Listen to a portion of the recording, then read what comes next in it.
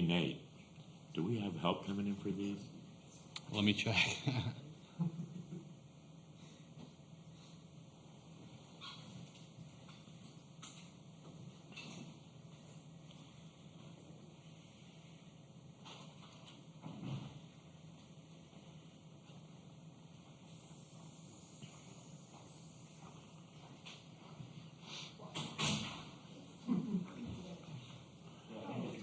I didn't get the green memo. Green memo? I didn't realize it was teal. I know it was shade. Come on, Jenny. Alright. You guys can let me know. I mean, I would have gone down. You were specifically excluded. Are you saying green's not a good color on me? Is that the reason why? There was a text group and we made sure. Now you guys know I'm not. You know James so not. I just have to ordain these things in my brain when they're happening. Nobody tells me anything.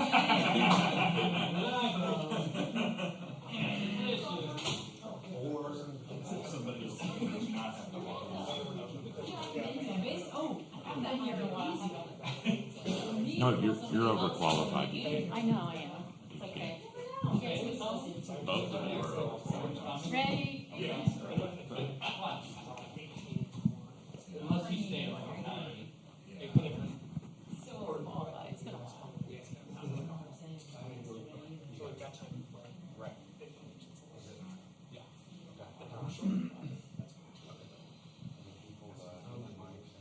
It's actually going to be Michelle. Cool.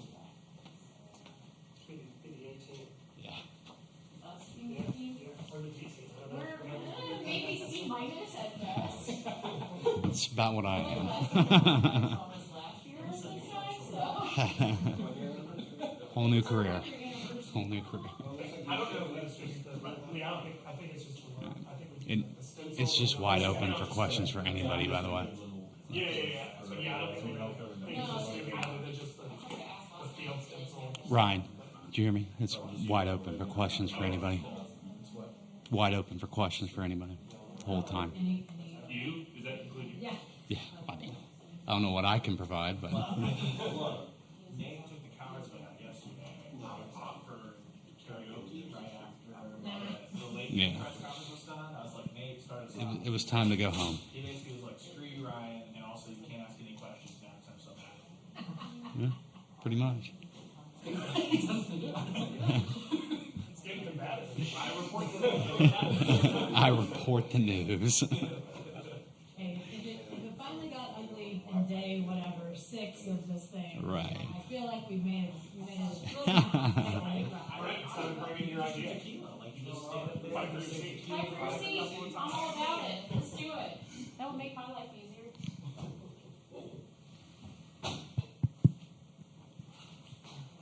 Okay, well, not everybody get quiet all at once now. Crickets?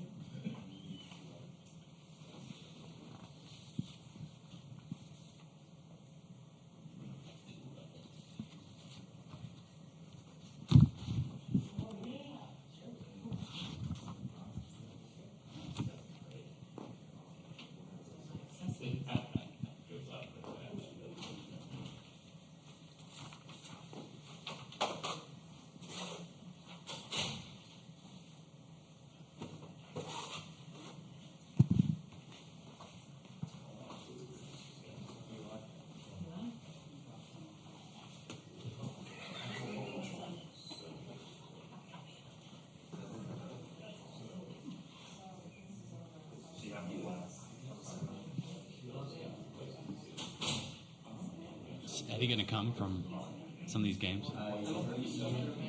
Just even as a regular?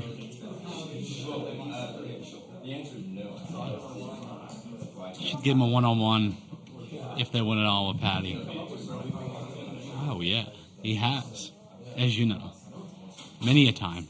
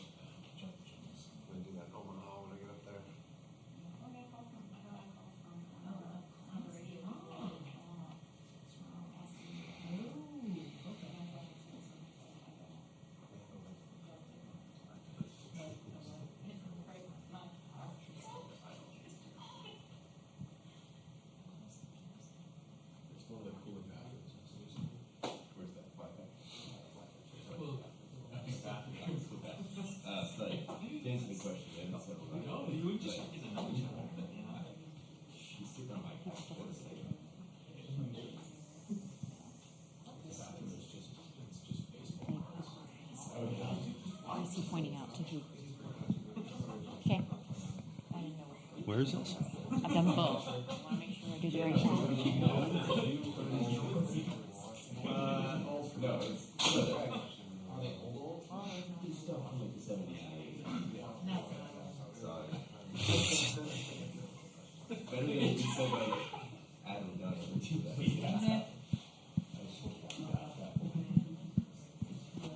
Yeah, Eli's right. Today. Drag this out of the trenches of the anal. Get out of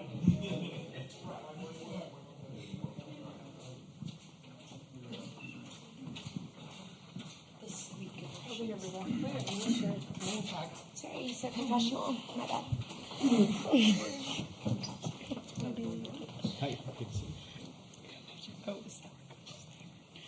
All right, we'll go ahead and get started. A reminder to please silence your cell phones, and then once you get the mic to ask a question, please give your name and affiliation. This will basically be open to questions for anybody once we get going here. So I guess we'll start. George, I think you had your hand up first.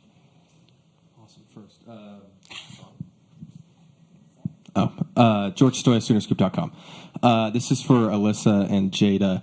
You guys have a lot of energy, especially after walks sometimes. Sometimes you guys celebrate your walks maybe more than home runs. Where do you get that energy from, and how does that maybe rub off on your team, Patty, as well? Alyssa, you can go first. I just think, like, when you really think about the game, walks are so important, and that's something that we stress, especially as an offense, of how getting runners on is runs. And so to us, we're going to celebrate it, and we're going to celebrate it really hard. And it's just as good as getting a base hit in my eyes. And when I bring energy like that, I think we all feel it. And as a team, we're all collectively there, and we're on the same page of how important a walk is. Yeah, I think when you know the game, you understand how big those walks come into handy. Just like Tiare's double. Instead of scoring only Grace Lyons, I ended up scoring 2. Like, that is, now you're up 2 instead of just 1. But yeah, celebrating those little things is the same thing as getting a hit. I didn't get out. I didn't have to walk back to the dugout. So I'm on first base, and that's all I need for my team. Well, one thing I've told these guys is you must be unapologetic about the energy and the celebrations that you have, because women have worked so hard to get here, yet still get judged for those things. And that's the way we play, and that's what people enjoy. Or you don't. You either like it or you don't, but we're not going to apologize for these players knowing the game and celebrating it the right way. Okay, we'll go second row right. Jana Bardall with The Athletic. Grace, I want to start with you. As a veteran on this team that's been here for the other 2 championships, if you think back to when this tournament started, what did you guys need to work on to get back to this point? And Patty, if you could speak to that too. I think it starts way back in the fall. The hard work that we put in, we all know how hard our falls are. Battle series, playing against each other, that's what sets the tone for the rest of the year. And if we know that we can compete at that high level in practice, the game comes naturally.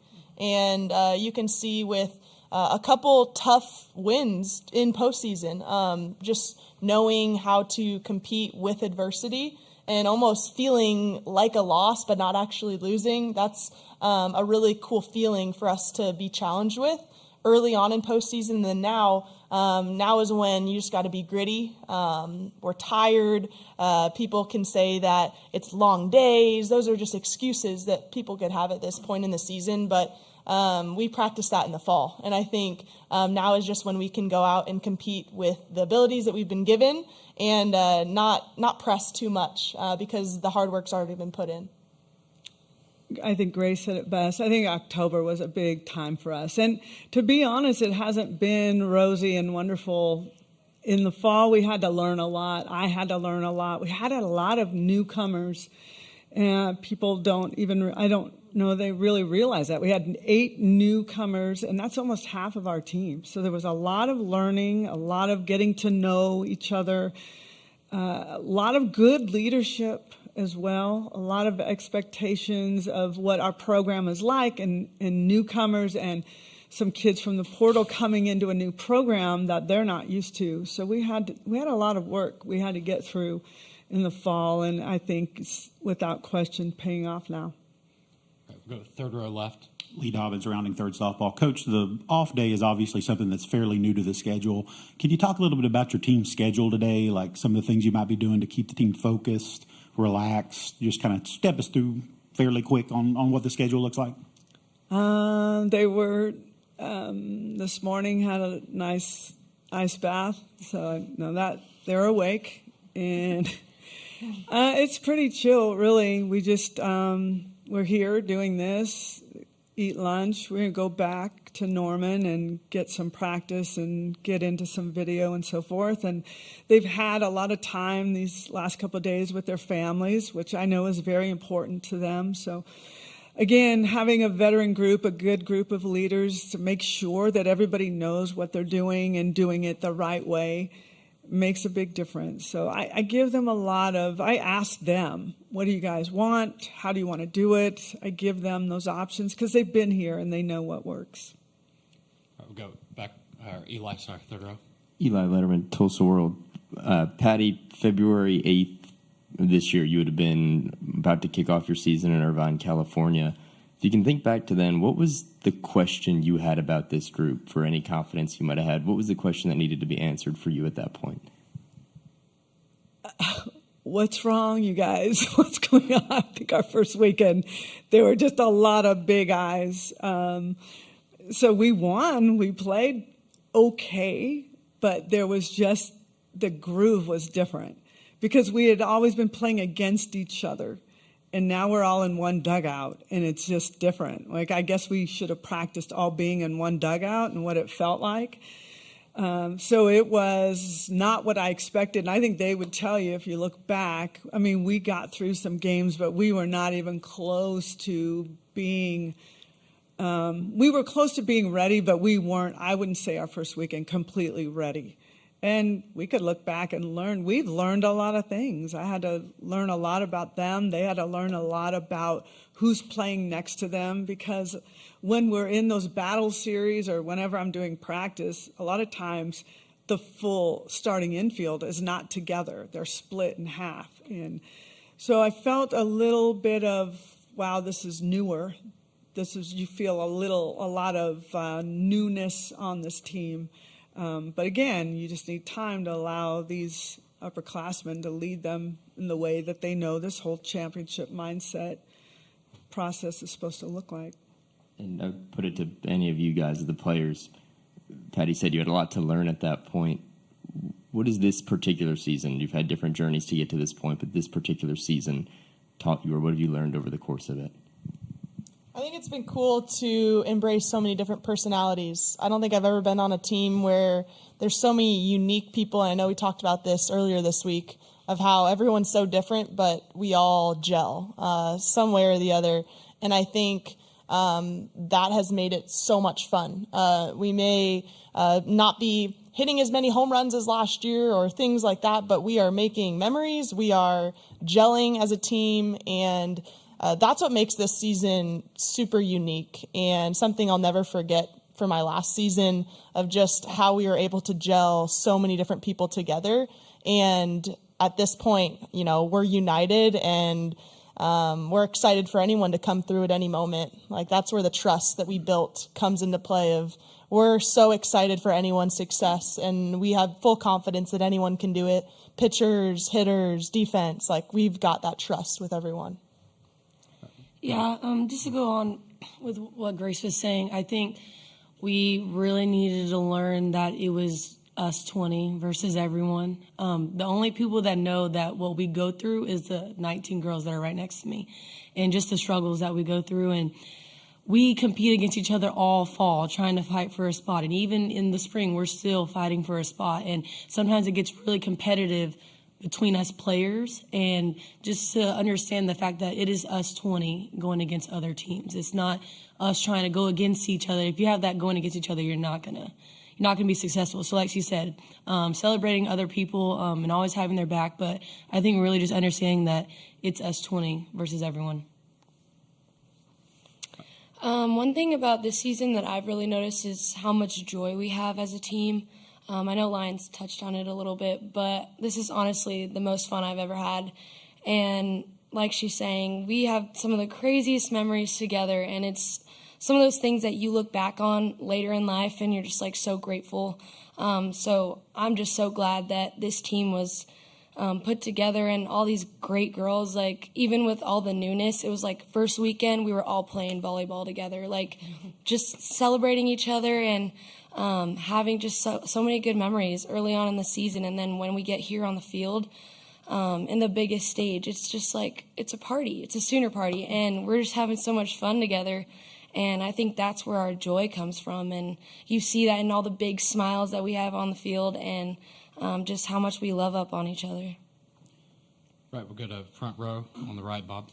Yeah, Patty, a lot of us were there in mid-March. Florida State came to Norman, and how important that game was. How big was that game for this team in terms of learning and growing? And was there ever a point where you start to realize, you know what, we might see this team again in the championship series? It's too early for me back then to even care about any of that except really worrying about our team. It was a good matchup. It was good for fans if you were watching. They're very well coached. They're hardworking. They have some returners who have been through this. So they're very similar to us. I do. Am I surprised that we're both here? No. But they're very similar. But we are a different team than we were in March, as are they. So we know we're familiar with names and their style, but we've got to go back to the drawing board like we haven't seen them before. All right, we'll go to back row left. Alex Scarborough with ESPN. For the players, I know you talked about keeping the joy of the game, but I'm curious, it's a long season, right? And you guys have had the target on your back the entire time, the win streak being number one. How do you handle the unique pressure that comes with that? How do you keep the joy for so long when anxiety seems like a thing that could very easily set in?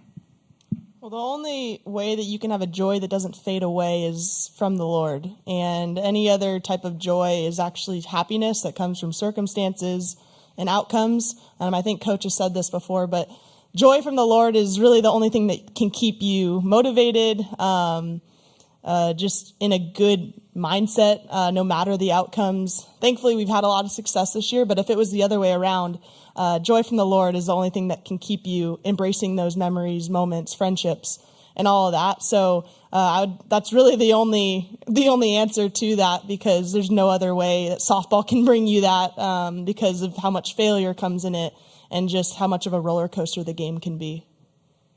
1,000% agree with Grace Lyons.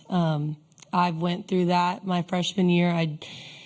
I was so happy to win the college. I've talked about this before, but I was just so happy that we won the College World Series, but I didn't feel joy. I didn't know what to do the next day. I didn't know what to do for that following week. I didn't feel filled, and I had to find Christ in that. And I think that is what makes our team so strong, is that we're not afraid to lose, because if it's not the end of the world if we do lose. Yes, obviously we've worked our butts off to be here and we want to win, but it's not the end of the world because our life is in Christ, and that's all that matters. Yeah, I think a huge thing that we've really just latched onto is eyes up. And you guys see us doing this and pointing up, but we're really like fixing our eyes on Christ. And that's something where, like they were saying, you can't find a fulfillment in an outcome, whether it's good or bad. And I think that's why we're so steady in what we do, and our love for each other and our love for the game, because we know this game is giving us the opportunity to glorify God. Mm-hmm. And I just think once we figured that out and that was our purpose and everyone was all in with that, it's really changed so much for us. And I mean, I know myself, I've seen so much of a growth in myself with once I turned to Jesus and I realized how he had changed my outlook on life, not just softball, but understanding how much I have to live for, and that's living to exemplify the kingdom. And I think that brings so much freedom. And I'm sure everyone's story is similar, but we all have those great testimonies that have really like shown how awesome it is to play for something bigger. And I think that's just what brings me so much joy. And no matter the outcome, whether we get a trophy in the end or not, this isn't our home. And I think that's what's amazing about it is we have so much more. We have an eternity of joy with our Father, and I'm so excited about that. And yes, I live in the moment, but I know this isn't my home. And no matter what, my sisters in Christ will be there with me in the end when we're with our King. So, Patty, you've got to keep your eye on the prize and really work with these players on their skill set. But I think from a human nature perspective, it's easier to learn from failure and from losing than it is from winning. How do you try to stay on top of these players and keep them improving throughout the year when there is that kind of challenge within there? I think they just gave you the answer. So again, they're unapologetic about the way they feel and what they believe. And that makes my job easier because I'm with them in that. So we're not looking at what could happen or, the pressure. There is pressure, right? But these guys have embraced it. They love it. They love the big moments because the big moments are the moments that they'll never forget. And how it happened. And when we come back 10 years from now, they're going to laugh and remember some fun times and so forth. But they just don't break because they have the right mentality about the way they play the game. Right, we'll go to second row on the right. Emma Bachelari, Sports Illustrated. Alyssa, with all the newcomers on this team, as Patty was saying earlier, with you coming in as a transfer last year, was there anything in particular that you learned about how to enter this program and adjust that you were able to pass on to other transfers this year? Yeah, I had a lot of conversations with some of them, obviously being in that spot. And a big thing for me that I had to learn was coming in, you can't expect anything. This is such a unique program in the way that we have so much talent, and there's a reason why you come here, and it's because people just elevate you, not just as a player, but as a person. And coming in, I knew I can't expect anything to be handed to me. And you had to work your butt off, but you also have to stay true to yourself. And I think that's something that Coach really stresses when you come in. She's like, I'm going to let you be you, and that's exactly what we need from you. We don't need you to be anyone else. And, there's obviously struggles being a transfer. You're new. You're trying to figure it out. People are feeling you out. And I think one thing I stressed was you don't need to be anyone other than exactly who you are. And she wants that from you, and you don't have to prove yourself. There's a reason why you're here. So that was kind of a big thing in a lot of the conversations that I've had with them. And Patty, is there anything in particular that you did in October, November, those early months that aren't so easy to incorporate those new players? Can you say that? Sorry. Was there anything in particular that you did in October, November, those tough early months to incorporate those players and get that message to them? I think that battle series that we played was just a whole other level of, it felt like to me, 2 top 10 teams playing against each other.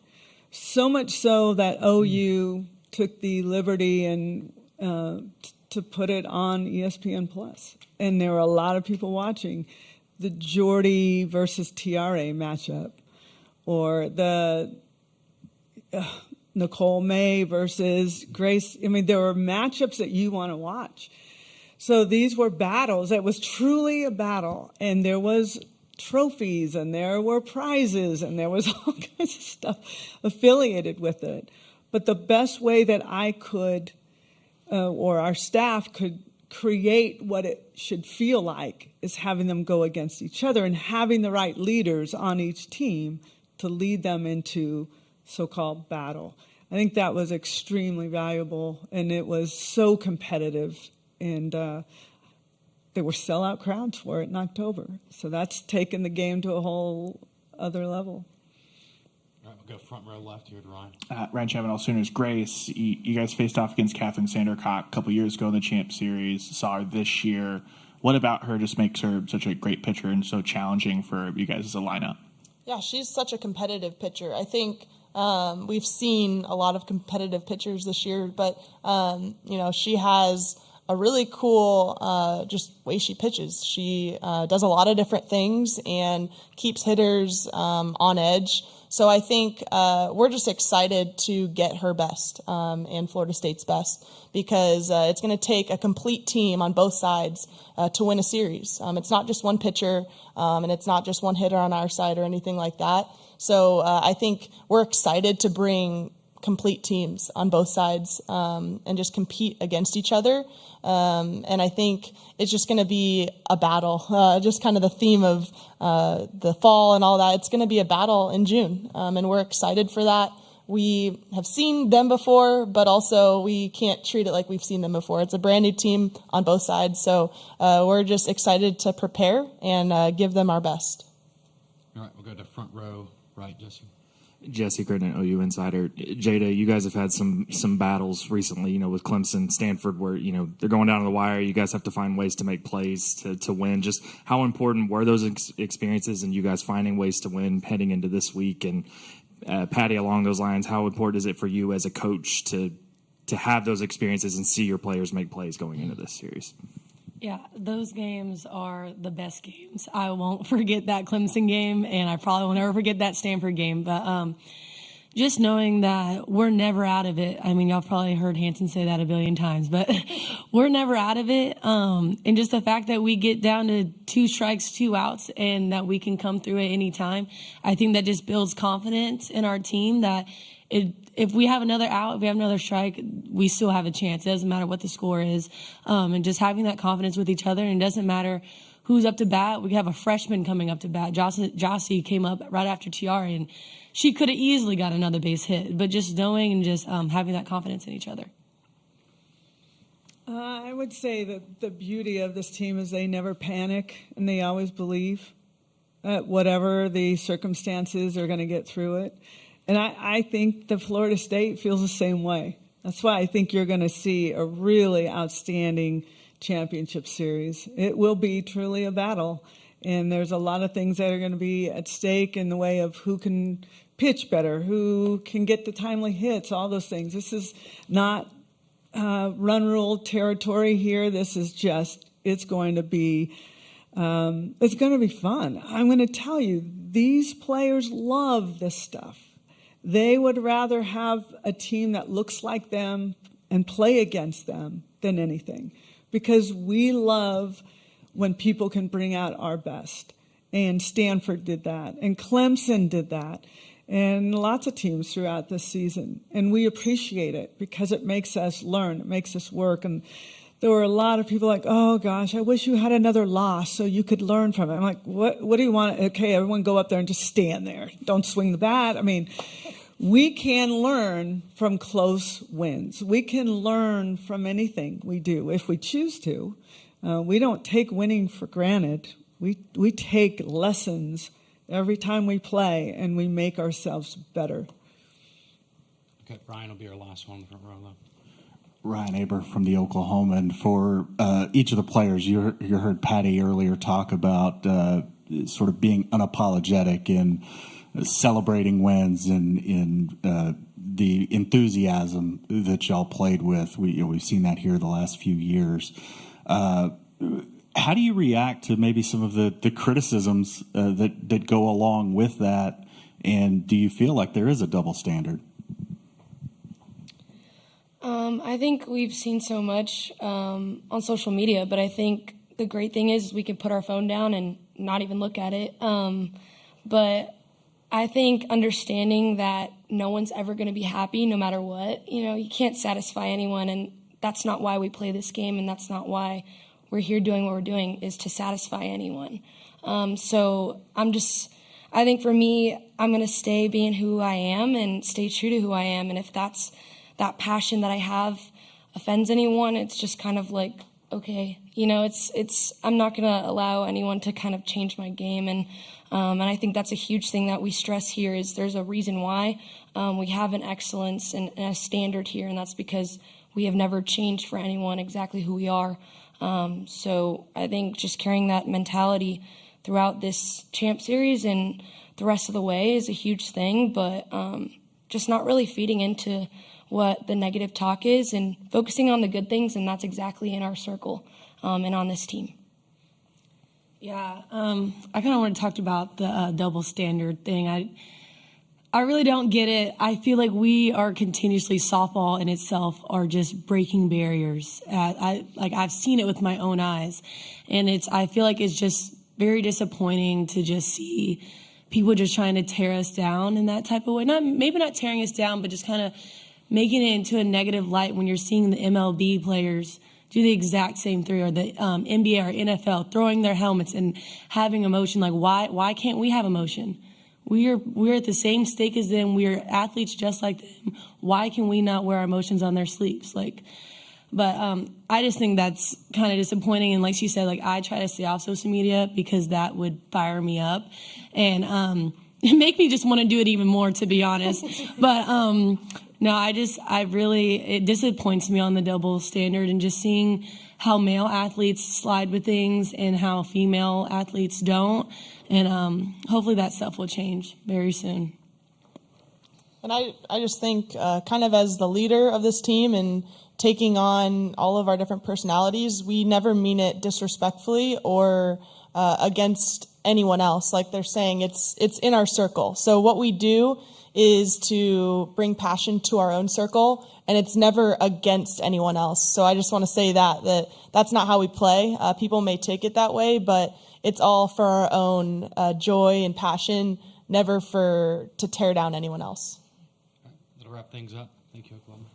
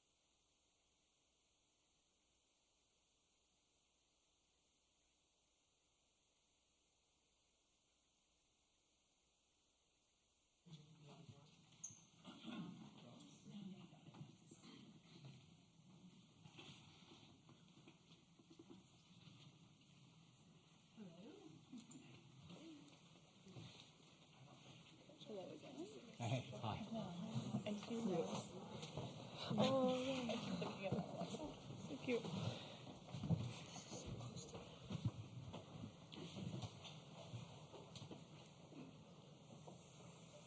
All right, we'll go ahead and get started. A reminder to please silence your cell phones. And then whenever you do get the mic to ask a question, please give your name and affiliation.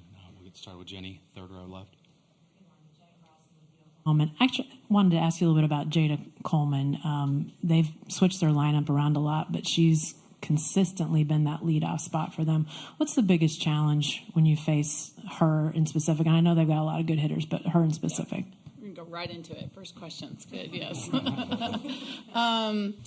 Scouting report. Jada's an athlete. I remember her playing shortstop in the recruiting days. She is extremely passionate, and you can see that in her at-bats. So, again, this will go back to our studying tonight, but facing her, mixing spots and all that kind of stuff is going to be big. But her speed plays for her, athleticism plays for her, let alone her skill sets. She stays in the zone for a good amount of time with her barrel, and just a really good hitter. And we're excited to compete against her and the rest of the lineup. Okay, we'll go front row right. Lewis Racer, OU Daily.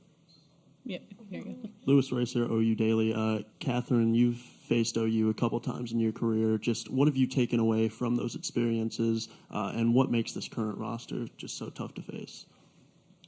Yeah, every time I face them, they've had an extremely difficult roster. Definitely keeps you on your toes, but I think that it is just the coolest challenge as a pitcher to put yourself up against the best and see what you got. And so really excited to face them, and I think it's really cool to have some experience playing them before. They know me a little bit, I know them a little bit, and yeah, it should just be really fun softball this week. All right, we'll go third row left. Lee Dobbins, rounding third softball. Coach, obviously the off day is something new within the schedule, or fairly new within the schedule. Step us through a little bit about what your day looks like today as far as with the squad. Are you guys working out? Are you working out within the complex? And just kind of step us through the day a little bit. Yeah, we've been fortunate to benefit from how the tournament's been set up, something we've been fighting for. So obviously winning, gives you the off days. So it's been really nice to have the day to get up in the morning, get a little regen. We take a little walk as a team. Everyone's in a little different spot and what they need for their bodies. Some family time. And then we have some team time, dinner, and then some scouting and being prepped for the next day. So it's a very good schedule. We put ourselves in a good spot where a couple years ago it was midnight, you're home and you're playing the next day and you're trying to figure out how to scout and how to get ready. And it was also hot. The weather's been incredible here too. So we've been in a really good position on that side of it. But yeah, it's something that practice wise, I think we put our time in the fall. We put our time in the season. So to us, it's more about mentally being prepared than it is in the physical part. So we take the off days as a complete off day. Okay, we got second row right. Jana Bardall with The Athletic. Lonnie, if you've been able to watch, what kind of things did you see Stanford do that they were able to keep their games against Oklahoma so close? And are there any parts of that you guys could maybe mimic? Yeah, well, Nija's 75-mile-an-hour rise ball. We'll try to mimic as best we can. But they do an incredible job. It's super cool. I was able to coach Tori and Jess Allister, and to watch what they've done for that program is super special. And so I think there's some heart and passion in the circle and the team getting to find them, playing them. Did see them sell out for Jordy. They got after a game plan and they stuck to it, and that was really awesome to see. And I know sometimes in my time coaching at Stanford, we may not get the top athletes, but they were all in. The athletes were all in and going to make adjustments and get after it. And we try to keep that with us too. We get some special athletes here, but this is an all-in team too. So when we go to a game plan and we get after it, they are selling out left and right. And we're going to take some lessons that they learned and implement into our style too. And for any of the players, a lot of people have talked about just the margin of error against Oklahoma is so small. And if you guys think back to when you played them earlier in the season, they jumped ahead pretty quickly, maybe in the fourth inning. How do you avoid those moments and avoid them capitalizing really quickly and not being able to catch up? Kayla, you can start if you want. Definitely there's a game plan going into any game. It's just another team. They put on their pants the same way as we do. And I think just sticking to us and understanding effectively what our pitching staff is doing, I mean, just being able to minimize the damage that they do, for sure. They have a great lineup, and I think it goes into our field of knowing what we're trying to accomplish on the field in between me and the pitchers, and knowing that we want to limit to back-to-backs and the amount of people that we allow on the base. So if they do hit a home run, it's bound to happen, but we want to minimize how many runs they get in that. So I think it's been pretty cool. I enjoy playing against OU. They're a very passionate squad, and you want to play the best. So. Yeah, I would just say as a team, just staying in our circle, staying within ourselves. There's a lot of outside noise right now. Obviously, we're in the World Series, one of the final two teams. So I think just staying in ourselves and, carrying the left and the right, just, I don't know, just staying external and within your left and your right, just competing, honestly. I agree with that. Coach, I mentioned earlier today, pressure is a privilege. And so obviously they're a very great team, and I think that we are as well. We're more than capable of competing with them, and as long as we stay with our left and our right and staying present external, like JJ said, we can remember that the moments we're in are very much a privilege, and that we're all grateful to be here. And as long as we can remember that and stay within and stay in our circle and play Seminole softball, I think that we're going to be in a really good spot. Yeah, same. I agree. But, margin of error, super small when you're playing Oklahoma. I would say the same for any team that made it to the World Series. I mean, it's the best playing the best here. So I think margin of error is really small when you're playing us. Give us an inch, we'll take a mile. It's that mindset. I think that it's the same for all 8 teams that made it here. All right, we're good at back row left. Alex Garber with ESPN. Michaela, you have as good a view as anyone, maybe better, when it comes to Kat being on the mound. What's it like when she's out there? What's that relationship like? And just in general, what does she bring to the team, maybe the confidence when she's on the mound? Kat brings a lot of things to the table. I mean, she's done a great job being the head of the pitching staff, taking Kenny underneath her wing, and just teaching everyone that it takes a team. And it's going to, we've been doing this pitching with with a roster, pitching. It'll come back to me. Pitching by committee, there we go. but it's interesting sometimes when we're in a really good zone, it's like there is no ball in between us. It's complete eye and body language, and it's really, really cool to be in that moment with her, and I'm just really grateful that she's opened up to me and allowed me to be a part of that experience. And Lonnie, you talk about pitching by committee. You talked about last night the strategy of using Kat a little bit less. You've used a lot more arms this year. Can you talk to me more broadly about the strategy of that and whether there's any kind of evolution in the thinking there? Yeah, I think that we've seen the trends in softball right now of not riding the one-arm pitcher the whole season. And kudos to our game for getting better offensively and strategically. I give a lot of credit to Hack Attack for having these machines that can replicate. I think analytics have gone into it. Everyone knows numbers now, and they know what they're trying to hit. And then TV. It's been incredible. We're on TV. And so the more you get the opportunity to see pitchers and their tendencies, the better adjustments you can make, and the great hitting coaches we have in our game. And so we, on the pitching side and the defensive side, have to figure out ways to minimize the momentum of teams. And, you have to really figure out the different looks that you can do that and try to find different ways to beat certain hitters. So Jada's a great hitter. So is Haley Lee. So is, and so you have to figure out how do we get these hitters out? Well, do we have that arsenal in our bullpen to be able to do that? And so I think strategy becomes a play, and you've seen it more and more in our game, and not overexposing people like Kat in certain situations. So then we can bring in a rise ball, drop ball, and a changeup, which she has the ability to beat people, but maybe I can get less seeing that one hitter at that time. So just really gone out on a limb of, and again, Michaela talked about being the leader of the pitching staff. Kat wanted that, wanted to be leader of pitching staff, but we wanted to figure out how to be a staff. So, Michaela alludes like pitching by committee. It's been more of a planned out situation to get comfortable with what committee actually means and how to utilize it. Okay, we'll go second row right. Nicole Auerbach, The Athletic. Mac, what was it like when you first entered the pitching group and first started working with Kat, and how have you seen her take ownership of everything that Coach Alameda is talking about? At first it was a lot, just knowing the smarts behind pitching, the smarts behind playing to their best pitch, like my best pitch. The defense will sell out for what I have, and what I have is a drop ball and changeup. So I think that having Kat as a leader, last year stepping in, like I didn't really know who she was, but immediately she like took my hand and guided me, and I couldn't be more grateful for that. And this year I've seen her step up even more so than last year. We've got a really big staff, and she's managed to lead every single one of us in different ways. I think it's a testament to her leadership for sure, and just the ability to know each one of us and lead us in that way. And Coach has also done a great job with this, and I for sure wouldn't be where I'm at with the confidence level that I have or the capabilities I have without either of these two behind me.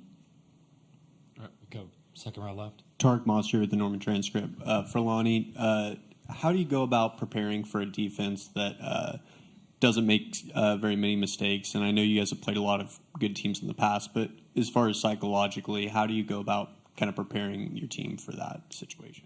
Yeah, I mean, a lot of it just comes down to the pitching. So I think your defense is going to be as good as your pitching is consistently. And so, they have some great pitchers in the circle, and they know what to play for. And, again, pretty athletic, so they can cover some ground.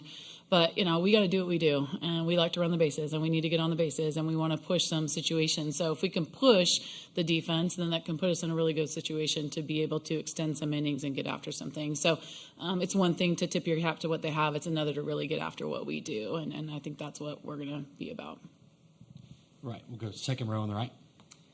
Emma Bachelari, Sports Illustrated.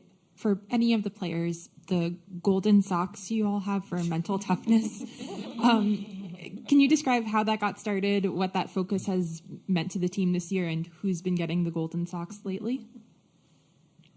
Yeah, no, Ellie Cooper, our mental performance coach, decided randomly, I think she found those socks at some shop, and just talking about our mantra, like, let's ride and being rugged.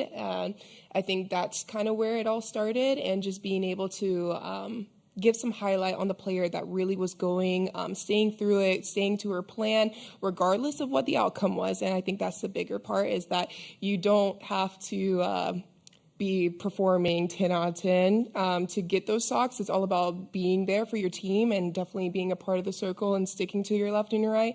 And I think it's been super cool just because we're acknowledging the little things. And at this point of the year, that's where the little things are the big things into this big picture. So it's really cool. Who got the socks last night?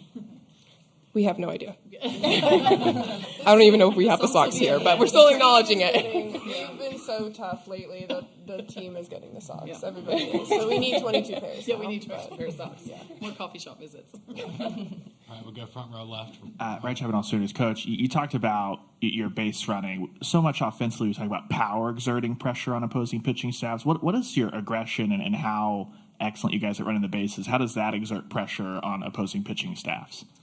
I think one is when you look at teams that can run, you put away certain pitches. You're looking at the opportunity for maybe a ball in the air versus a ball on the ground or a strikeout pitch. And I wouldn't say it's just that's our sole thing. It's just something that we really make sure that we take pride in every day at practice. So this isn't like, hey, this week let's work on base running. It is an every week thing for us because, again, you can have power, and last night we had power. So as long as we're training all facets in our offensive strategies, then we have things to go to. And I think when you force the defense to shut you down, which when we base run against us every day, it makes us better on the defensive side. And you realize how the margin of error, a ball here versus a ball here, can be safe or out. And so we really just take pride in that piece of pushing that. Okay, we'll go to third row right. Brett Nevitt, Knowles 247. Coach, just what is it like being around this team on a daily basis, and how much time is spent off the field to build the culture that you've built at this program? Yeah, it's been incredible this year.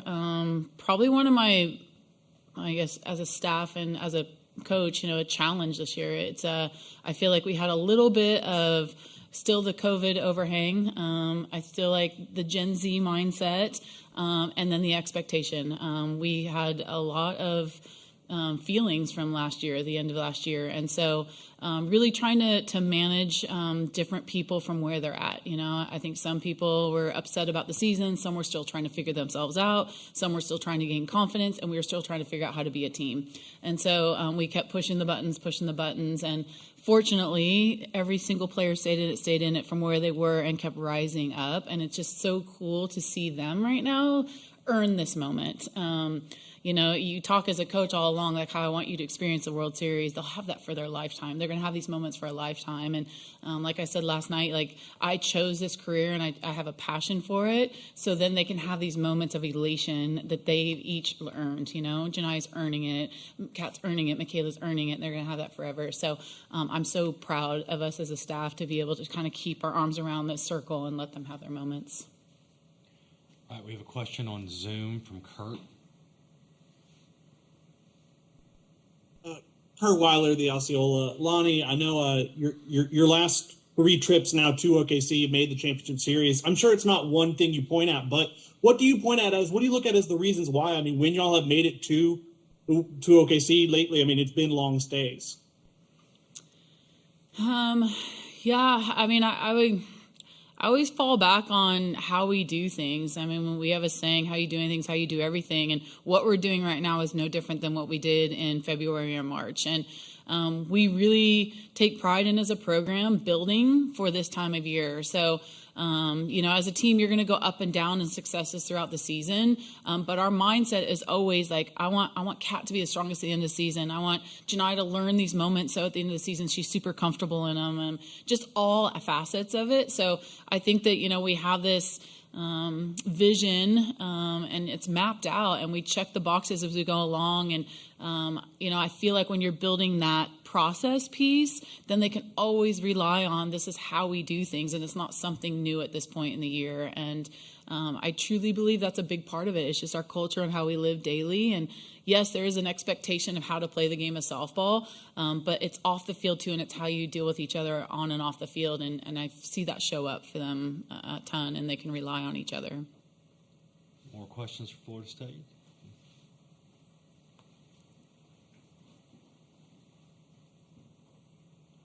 Obviously, last night, social media, the video of Lonnie walking in the locker room, just for any of the players, just what does she mean to you, and all the coaching staff, what do they mean to you? To me, Coach gave me a start. She gave me like a new chapter in my life that I really didn't think I would get. I say to myself a lot, I'm living a dream I didn't know I have, and that's a lot because of Coach and because of these girls. And so just to constantly remember that and remind myself that, I'm so, so grateful. This is beyond what I believed I was capable of as a player, or even as just like from where I grew up or where I was at. Like, this wasn't something that, where I came from in Bloomington Normal, Illinois, like, you don't go to the World Series. Like, we just go and play softball and then you go get a career after college. Like, this is next level, and this is just a dream. So I'm just grateful. Anybody else?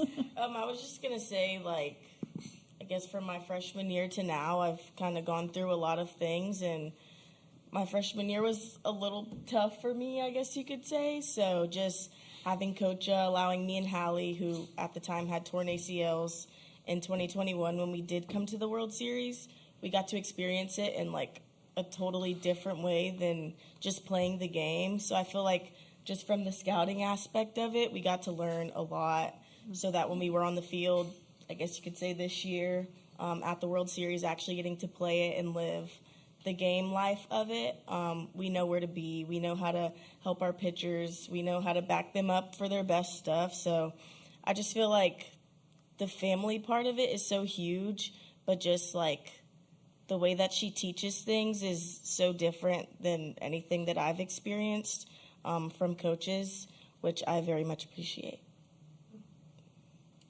Yeah, Coach and the staff gave the girl in the backyard of Tallahassee a shot, and I talk about it all the time. I chose to come to Florida State to grow not only as a player but as a person, and just thinking how nurturing of an environment it is. And like we say, it takes a village. We do have a village behind us, and it's amazing that I've been able to experience my time here in Florida State, and how coaches just allow me to grow and be myself both on and off the field. I get a lot of comments about my makeup, about I don't know why they let her do that. It's a little much for me, but to be able to do something, allow a coaching staff and a community be behind it has been really, really amazing and just allowing me to grow into the person I am today. I love Cocha. I just from where I was at my freshman year and who I was, I've just completely changed, not only as an athlete. I mean, she's transformed me into the pitcher that I am today, and just, I mean, I've always loved softball. I dreamed of playing on this stage as a little kid, and I would not be here at all without Cocha and just what she's allowed me to do. But just as a person too, like a lot of tough conversations, growing moments. You know, it hasn't been perfect, but it's just been one of the most important and amazing relationships of my life, and I'm just so unbelievably grateful for Cocha and for just the whole coaching staff, support staff, just everybody. I just wouldn't be who I am if I hadn't chose Florida State, so I'm just so unbelievably grateful. Right, that'll wrap things up for Florida State. Thank you. Thank you. Thank you. Thank you.